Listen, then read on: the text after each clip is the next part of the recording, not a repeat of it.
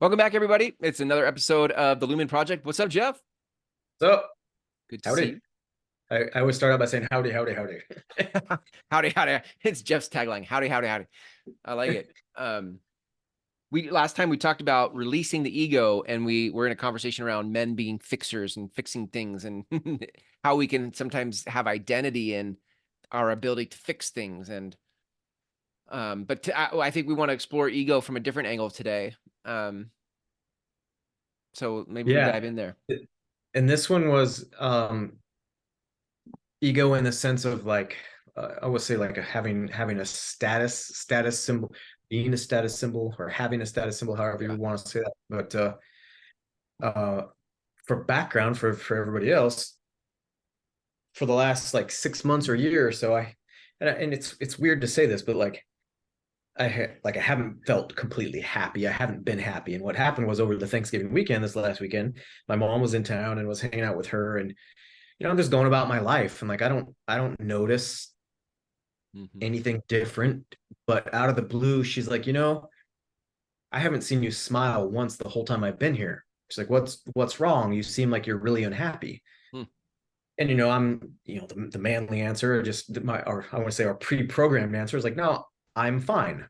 Mhm. And there's actually a really good video about that I posted, but it's like any guy who says I'm fine, it's almost like when a woman says that, when the guy's like, "What's wrong, babe?" and she's like, "I'm fine." Like, you're not Yeah. and like shit's about to hit the fan, whatever. So this video kind of says the same thing, where it's like any guy who says I'm okay, I think is the phrase that the guy uses. I'm okay. People Mm. say, "How you doing?" "I'm okay." My mom says, "What's up? You're not happy. What's wrong?" And I'm like, "No, everything's okay. I'm okay." We're kind of like pre-programmed to say that, right? Yeah. Yeah. That goes along with the fixing things part and Yeah. not wanting to be vulnerable. So Mhm. my mom tells me this, and I kind of like ate at me for a little bit, because I realized she was right. Like, I'm Mm. like, why am I not happy? Mm. I've been going through stuff with life and work and just all the normal stuff, right? But she was right. And I started thinking about it. I was like, I can't remember the last time where I just like I said to you earlier, where I was walking through my house whistling, and I'm like, why? Wait a minute, what the hell's going on? This is what triggered this today. So the Mm. backstory was, 2 years ago, I got this car. It was like my dream car.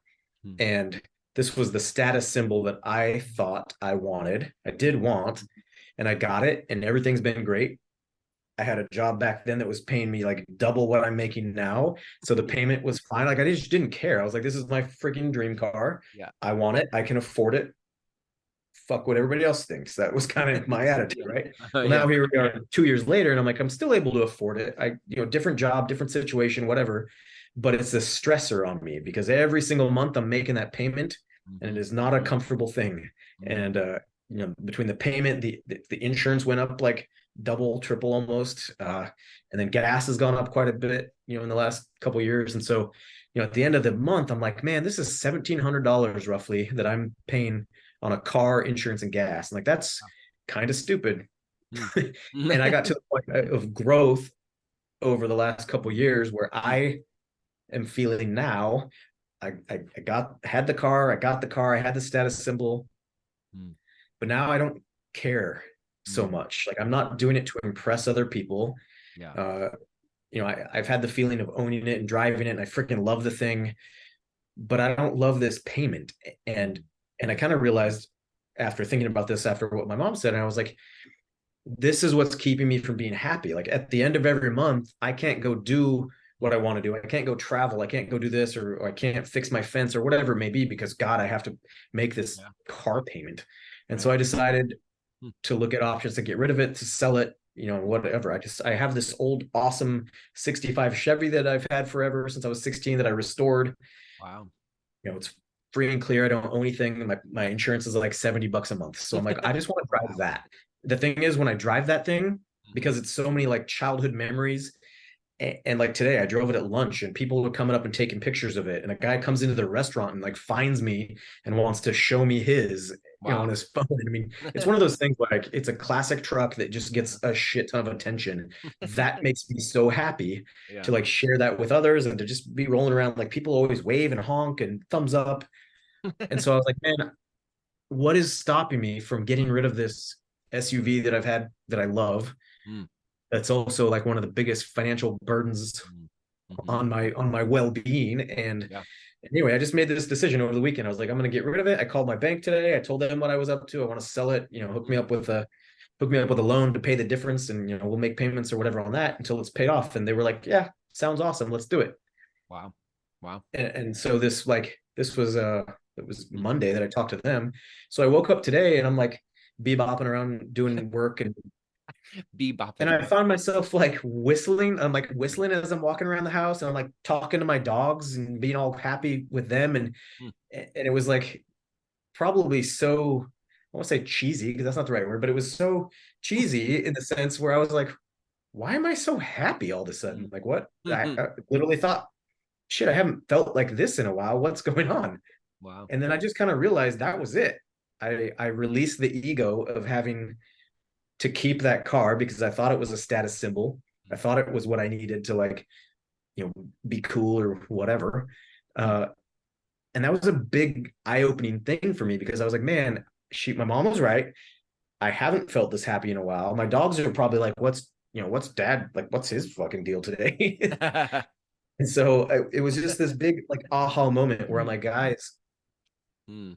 we gotta like don't let your ego or your status or whatever, like if that's the thing, and especially if you can recognize it and you want to change it. Mm. I put it off for months and months and months, not knowing what like effect that was going to have on my just on my mental Yeah. health, I guess is the best way to say it. Like, I've been in a grumpy mood, and if my coworkers listen to this, they're going to be like, yeah. I've had like a couple of issues at work where I've like snapped at people and just done shit that I normally wouldn't do. And in thinking back, and I'm like, why was that? Like, Mm. nothing's wrong in that sense, but I was just kind of grumpy all the time Yeah. for the last 6 months to a year. And now I realize that's Mm. probably part of the reason why is because that the stress of having that payment and wanting to figure out a way to go do the things that I want to do and have the money to do it with, Yeah. it's all gone now. And it's just this massive weight off my shoulders. And it felt really good. And so I was like whistling and talking to the dogs and doing all that stuff. And Wow. so, Yeah. That's good, man. I love the self-awareness it takes to think about what's weighing you down, like what are the things that are burdening me? They take some self-awareness to figure that out.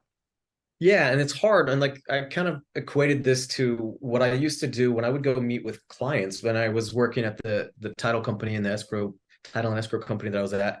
Part of my job was to like, I mean, basically I flew around the country and met with all of our good clients Yeah. and some prospective clients. And I had this, I wouldn't call it like a method. It was, I mean, it was at the end of the day, it was just stupid. Like I just asked a bunch of questions, Hmm. but it was around business where I was looking for pain points. Hmm. So if you're a realtor, I would be like, Hmm. we all, I'm technically still a realtor too, but we all have these pain points, and they're kind of all the same. Like once I talked to several hundred agents, I ran through this process with probably like 1,300 agents over the 8 years, Hmm. and you start seeing patterns. So everybody has the same pain points. There may be at just different levels depending on where you are in your career. Hmm. And it just came down to me asking them questions for them to kind of realize like, oh Hmm. shit, Hmm. I'm spending X amount of dollars a month on shit that's not working. Like that's dumb. Why would I want to do that? That's what I equated this like realization to, is like I'm spending X amount of dollars per month on something that I no longer need, no longer Right. feel the need to have. Yeah. Why am I doing that? Yeah. Right. And so it's hard to get to that point on your own sometimes. Yeah. But I think that's the beauty of like our relationship and our community is we can push and probe and have those kind of conversations with people Yeah. because we have a like neutral third party where I could see, like, if you came to me and you're like, at the end of every month I feel broke, and I'm like, well, you have a fucking $1,700 car payment, like maybe we should look at that. Like that's common sense to the outside person, Mhm. but to us in the moment I've got the ego and the status symbol and the wanting of that, and how it feels great, but then it doesn't. Mm. And so I think to a neutral third party or to somebody outside, we can look at that and be like, well, this is an easy solution. Right. And that's Well, kind of what there's my mom said. I mean, yeah, yes and no, because the other side of it is there's some of us may have, in this case, status symbols, things we've bought, or relationships we've carried, or what, careers we are still in, that we, at the time we got them, felt great. And then Mhm. I can feel this with when I was a CEO. When I got it, it was such a great leveling up of, what was next for me. And then 5 years in, I'm like, this is not what my life is about. And Mhm. I would get in my car and drive to work every day with, an upset stomach, just thinking, I don't want to be here. I don't want to do this. And and the fixer in me, the loyal team player in me, the one who's like, we'll figure this out, we'll get through this, we'll suck it up and be in misery for the sake of others, when in fact I've outgrown the status symbol thing that I acquired, whether it's a car or a job or a relationship. It's like, Mhm. I've grown and this thing is still hanging on me. And it's hard to just let it go, because it's got nostalgia, it's got old, you Mhm. know stories about what it was supposed to mean to me. I have stories in my head like, don't quit, you're not a quitter, like there's, there's all these things where you're like, so all the more reason, like, to your point, like when you let it go, how freeing that can be. Yeah, and I mean, I think as some of what you just said to say, I am drastically simplifying it for a lot of things, like getting rid of a car versus making a total career change. And you're like, I've been doing this, and that's kind of how I've been feeling lately too. But I realized today, I'm like, I love doing what I'm doing, but just for the last few months, I've been feeling like maybe I don't. And Hmm. and I was exploring going and doing something else, and I'm like, I don't want to start over in my career, but like maybe I don't know. Right. And then today I was like, no, I love doing what I'm doing, and it feels like I'm in the right place, and it Hmm. feels like now that I'm not so worried about money in my life, Yeah. not that I was worried about it before, but like now I'm way less worried about it. Like that Yeah. just feels good, and now I can just go about my business and do what I like to do. But for somebody who's in a career path that they don't love anymore, Yeah. like that's a whole nother level of Yeah. becoming self-aware and trying to figure out, hey, how do I fix this problem, and then Yeah. going and searching for a new job. Like that's a whole nother story than just saying like, fuck, I'm gonna get rid of my car, like whatever. I can speak just from the experience of it. Like, there is something about, there's a ton of ego wrapped up in, if I quit this job, then who am I? If I quit this job and my next thing doesn't work, that's a total blow to my ego. If I quit Yeah. this job and, in the name of trying to step into something more aligned with where I've grown, um, uh, my ego thinks of me as a quitter. My ego thinks of me as, what else could I have? What other, you know, ladders could I have climbed to? Just, it throws you for a loop. Yeah, it does. I mean, and you brought up that good point. Like when I quit my job at that title and escrow company that I had for 8 years, that it was like probably what most people would consider a dream job, like Yeah. project managing, doing cool stuff and flying around the country, meeting with people about their business. Like it was awesome. I loved it.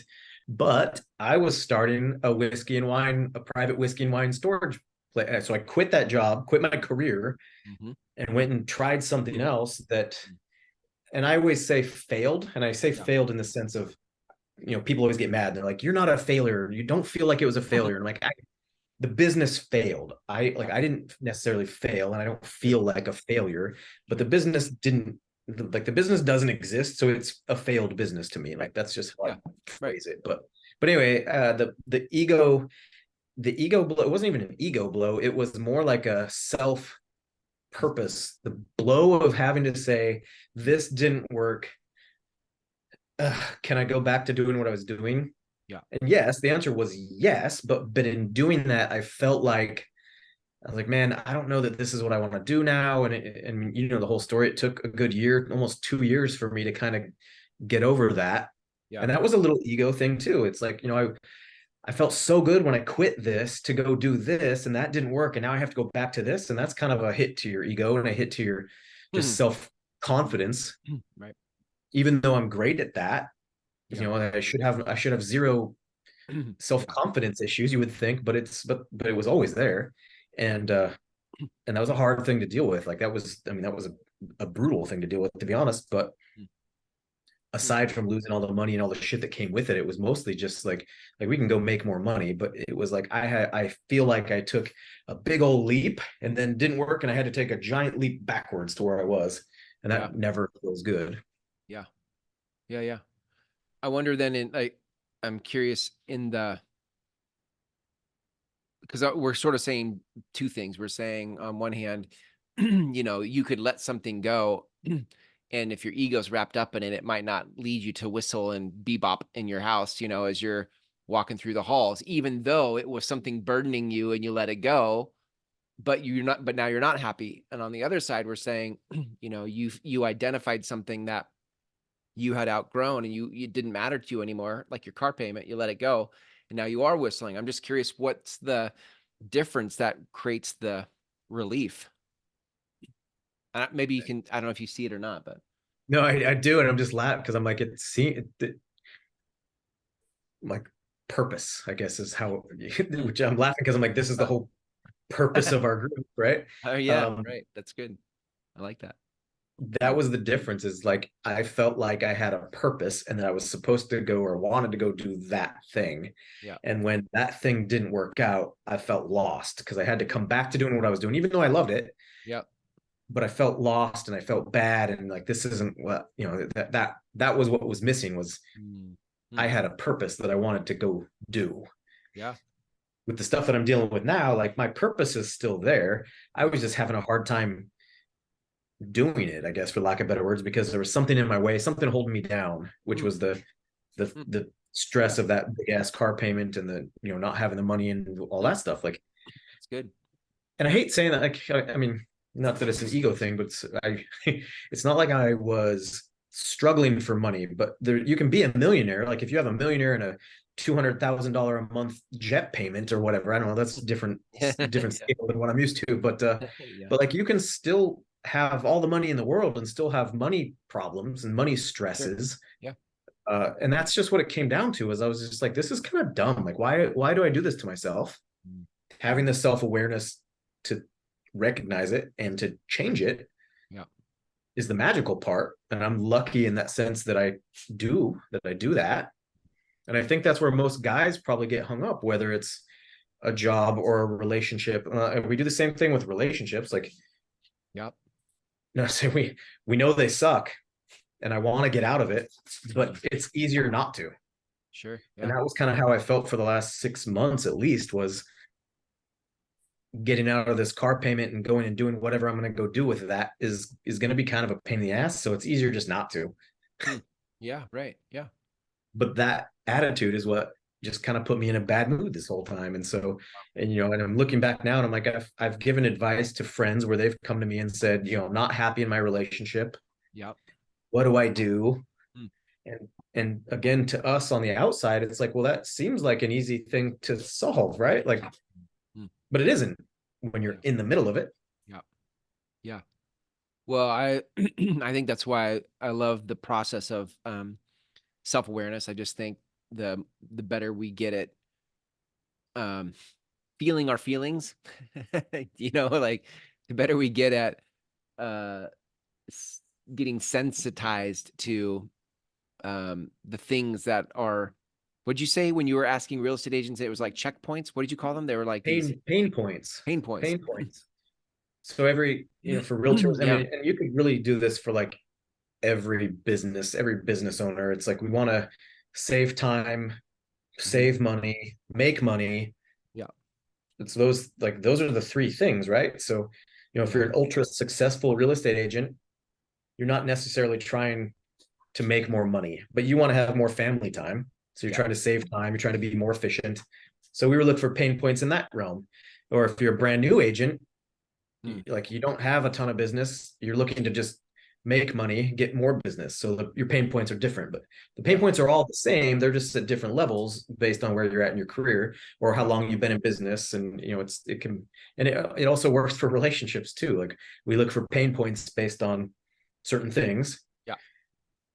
So, and typically those things are different based on how far along you are in your relationship, as the number Yeah. of years or whatever. And so it's an interesting way of doing things. We call that, I called it, it was called the modern day agent and we built kind of this whole ecosystem around the pain points. And typically we would make recommendations of products. A lot of times, like if you're trying to be more efficient or you're trying to get more business or whatever it may be, there are products for that, products and services, whatever. So we would make recommendations based on those pain points.